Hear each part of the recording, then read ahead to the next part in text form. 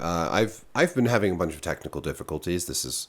I've been trying to make some videos, and I've had problems with my camera. I've had problems with my microphone. I've just had problems. Okay, so this is one reason that this video has taken a little bit longer to make. But I've been working on my setup in my office here. Hopefully, looking a little nicer, and I got a new camera, a nice mirrorless Sony camera for the 4K and all that fun stuff. But today, I'm going to talk about my least favorite shows, my most disappointing shows of 2022. I've already made a video about my favorite shows, so I'll link to that in the description. You can check that out. And I'm going to make a follow-up with my runners-up because I had a lot of fun watching TV this year.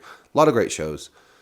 I have a worst show, but the rest of these is, I don't know. We could just call them even. They're all kind of bad in their own ways. But we'll start with The Walking Dead. Now, The Walking Dead had its final season airing this year, and it was super disappointing. I was hoping for, a bunch of character deaths, some real drama, some high stakes stuff. Honestly, I didn't know how they were going to do any of that with the Commonwealth storyline, which was super tedious and boring, with one of the least interesting, least menacing villains ever, Pamela Milton.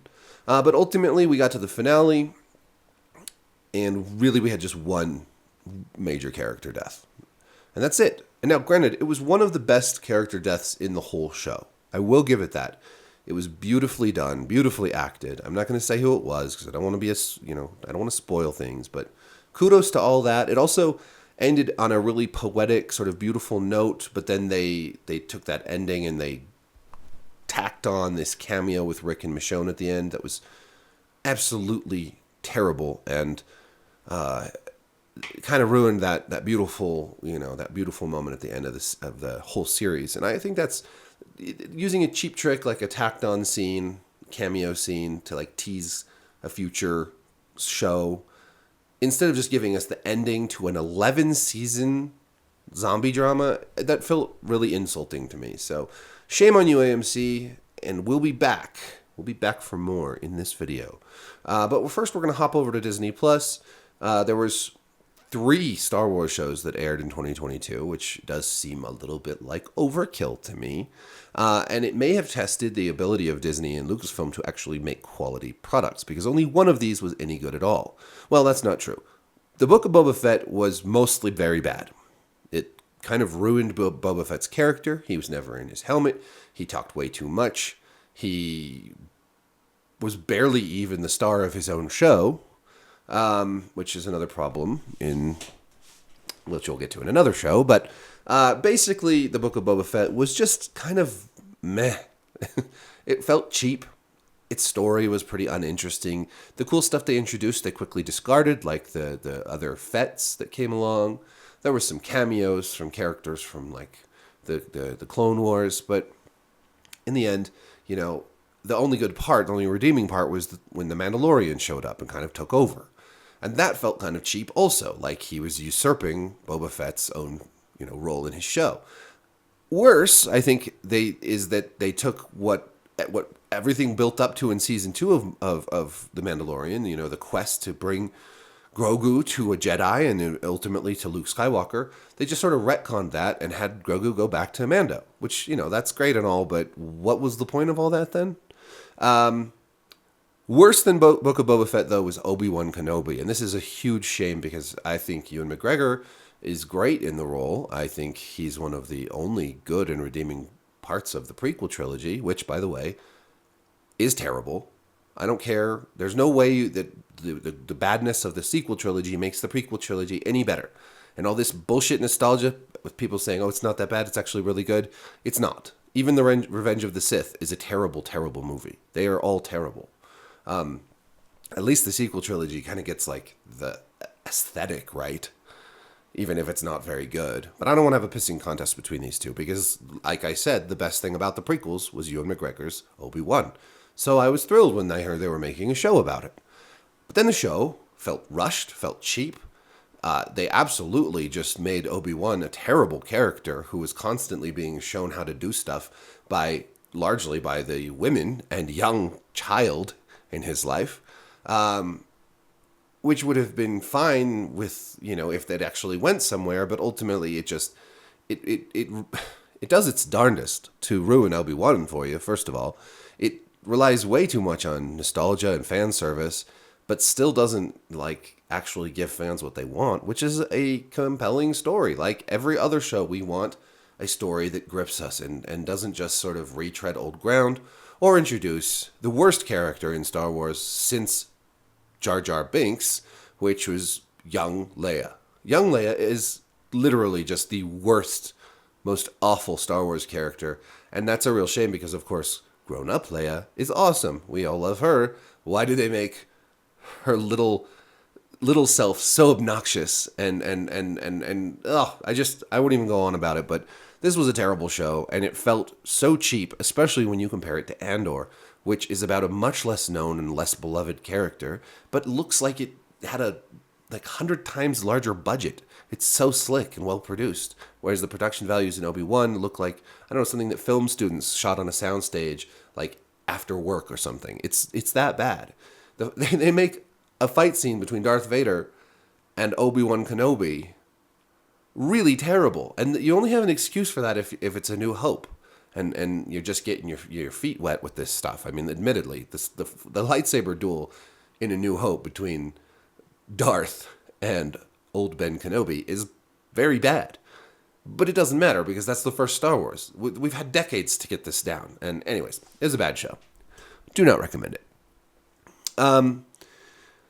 Oh, this one had to be on here. The Rings of Power. Man, talk about a disappointment. I mean, I didn't have my hopes up too high, to be fair. I was really not paying close attention to this show, so I also didn't have all the concerns that so many people had. Like, people had been really upset about this show before it aired, and I was like, well, let's give it a chance. And honestly, for the first couple episodes, I thought, all right, they're setting something up that I think is going to be really cool. I think that I had hope. And then it was dashed. It was dashed primarily when I realized how horrible Galadriel really was, and unlikable and just cringy. And then the Numenor stuff, just one thing after another, all the chips started to fall. The volcano, the Mordor, the Southlands thing turned into Mordor, the bad dialogue, it just all added up to be a show that not only just completely betrayed everything that Tolkien had written and just ran away with the timeline compression and everything, and the Forging of the Rings took like 4 seconds. Like, it was a bizarre series of choices that went into this show. And I just, every week was just shaking my head in absolute wonder that they could come up with something this bad with that much money. But it wasn't the worst show of the year. No. The worst show of the year has been making my worst show of the year list for several years now, and that would be Fear the Walking Dead. Ironically, The Rings of Power and Fear the Walking Dead sort of share some DNA. Like, the whole magic key that sets off that breaks the dam that sets the water off to blow up Mount Doom and create Mordor. That's something they would come up with on Fear the Walking Dead. It's exactly the kind of stuff. I would not be surprised if they do something like that in the next season. I mean, this is a show that has had a beer-shaped hot air balloon.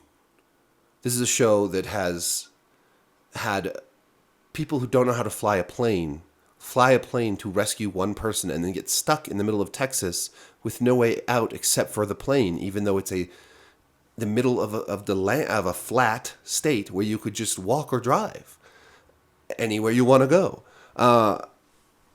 This season, took place after they fired nuclear missiles from the beached nuclear sub and basically turned Texas into a post-apocalyptic hellscape. And everyone is like, instead of leaving this terrible radiation-filled land, let's fight over an office tower for the whole season. Truly, some of the worst, cheesiest moments in the show happened in this last season. And, this war between Alicia and Strand, it was just absolutely pointless in the end. The tower is destroyed anyways. Madison comes back, and I can't understand why Kim Dickens would come back to the show. unless it's just solely for a paycheck. Because, I mean, does she need a new boat? Like, is she just like, did they offer her, did they make an offer she couldn't refuse? Because why would you come back to a show that basically doesn't have any of the characters that were around when she was around before, including her children? Frank Delane left. He saw the writing on the wall. He got out while the getting was good.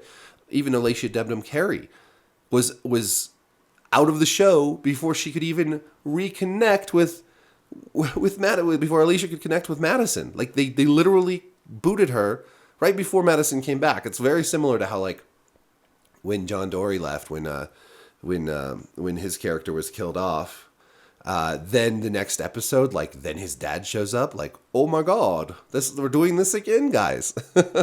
And Kim Dickens and a lot of the Fear the Walking Dead cast are all ex Deadwood stars, so they're all friends. But now they're all gone. Like, they've killed off every other Deadwood alumni, and now Dickens is coming back to a show that includes none of them. It's so strange. I don't get it. But this is a truly terrible show. The showrunners are, if you looked up the word talent in a dictionary, you wouldn't find them in that dictionary. Like, they are whatever the opposite of talent is. Like, the sheer and total opposite of talent. That's what they are, and they have failed upwards somehow. In a landscape where literally every show is being canceled. Raised by Wolves, canceled. Right? A number of really great shows are being canceled by HBO, by Netflix, all the time, before their stories can even finish. And I have more to say about that in another video, but somehow Fear the Walking Dead endures season after god-awful season. And I will be watching and reviewing the next one, because at this point, I'm in it. I'm in it for life. I'm not quitting. I'm gonna hold AMC's feet to the fire. Not that they give a shit.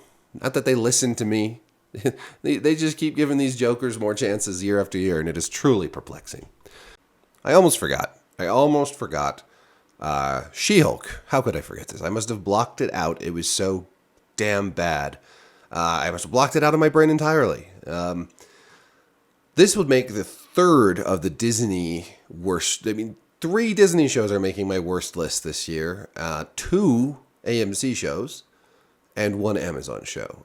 Now, I could probably find more bad shows, but I don't know. These are my top of the list, right? So She-Hulk, it's basically a counter-trolling. Like, they're trolling the trolls. Somebody at Marvel and Disney decided, like, they were so upset about Captain Marvel's reception that they were going to make a show just about how bad people who don't like Captain Marvel are. And they're going to make it very wink, wink, nudge, nudge, and have Jennifer Walters, like, talk to the camera and make all this meta commentary about, misogyny, and it just goes off the rails in ways that are just totally unnecessary and not great for a cinematic universe. But also just the relentless focus on, like, making She-Hulk strong by making her look better than the male characters around her. It's very juvenile. It doesn't get its point across in a very thought-provoking way. It's very heavy-handed. There's even a part where she gets her powers and is instantly able to use them because she's a woman and has suffered more than the Hulk. The guy who's lost his best friend and who's been in multiple wars, and, like, been through hell and back multiple times, but, because people catcall her, her life has been one of greater suffering. All women have suffered more than the Hulk, which is, not exactly none of this is a great way to make a strong female character, because how you make a strong female character is the exact same way how you make any strong character, which is that you don't focus so much on strength. You have to have flaws, and you have to have shortcomings, and you have to have struggle, and you have to have all this stuff that doesn't have anything to do with gender. It's great to explore gender. It's great to explore, like, what women, go watch Yellow Jackets, and you'll see how you can explore very compelling and complicated female characters without making them just Strong boss girls. So, this was a terrible show from start to finish. Obviously, as with most of these shows, there were moments where it was funny or entertaining, but overall, it never should have been made. It never should have been greenlit, and it's an embarrassment in the MCU. So, that's it. That's 6. I'm not going past 6. This is all I'm doing. I also think I figured out my audio issue. The cable I was using had gone bad. So in the litany of issues I've had with my cameras not working, with my cable for my audio not working, it just goes on and on. It really does. And now I'm going to go figure out why I can't get decent frame rate on Modern Warfare 2 despite having a really high-end PC. I got to figure that out. Oh, PCs, man. I love them, but I hate them. Peace.